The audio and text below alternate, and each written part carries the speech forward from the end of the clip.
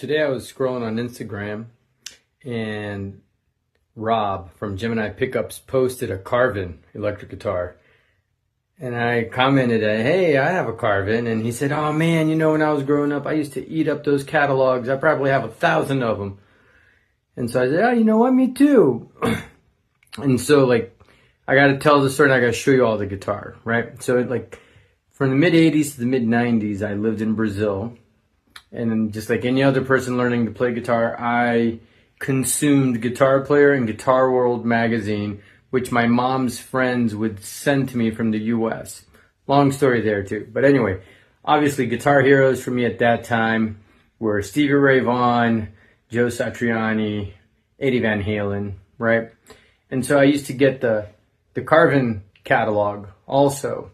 And I just fell in love with the 400 model. I think it was called the DC-400, right? So I had this plan to save up money, and one day I'd go visit our family friends in the US, and I was going to get a Carvin, right? So I saved up all this money, and I went to Toms River, New Jersey, and I was getting ready to order a custom Carvin guitar. I think this was going to cost like $1,200 or something, which for like a 16, 17-year-old in the early 90s was a metric ton of money, right? But I was crazy about guitar and I just had to get this guitar, right? So then I go to the classifieds in the newspaper, and what do I find? I find almost exactly the guitar I wanted. So I'm gonna show it to you. I bought it for like $400 at the time, and let me show this guitar to you and tell you a little bit about this guitar. So here's the case.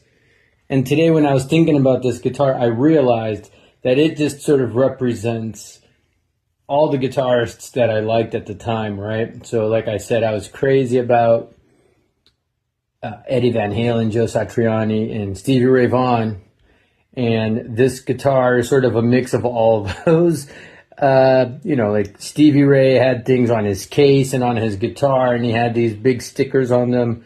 And so I did some of that. And then let me make sure this is the right angle for this. Sorry.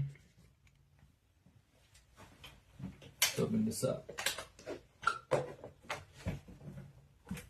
And so here's the guitar. So this is the Carvin. It's the Koa with the set in neck with the body all one piece, the neck, body, one piece guitar. And I called it the Taz because when I was 16, I thought it was the Tasmanian Devil was cool, and put a custom sticker on it too. So this guitar did not come with this bridge or the knurled knobs or the tuners I got on it. It had a Tune-O-Matic bridge and some other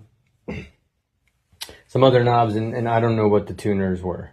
But I had to get the Wilkinson floating bridge, I had to get the knurled knobs, and I got the Spurzl tuners on it, which were all in the catalog. Those were the hot items to have.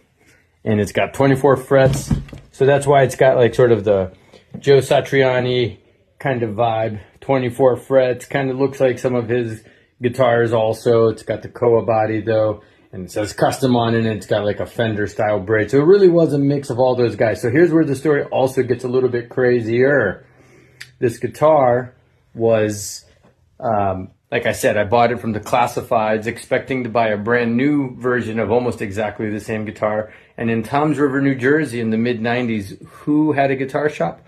Paul Unkert. If you don't know who Paul Unkert is, look it up. He used to make Eddie Van Halen's guitars, and he worked at Kramer, BC Rich. He had his own brand for a while, and he had a shop. He was called the Guitar Guy, and he was in New Jersey. I had no idea. I walked into this shop, and there's a Eddie Van Halen looking guitar, red, white, and black.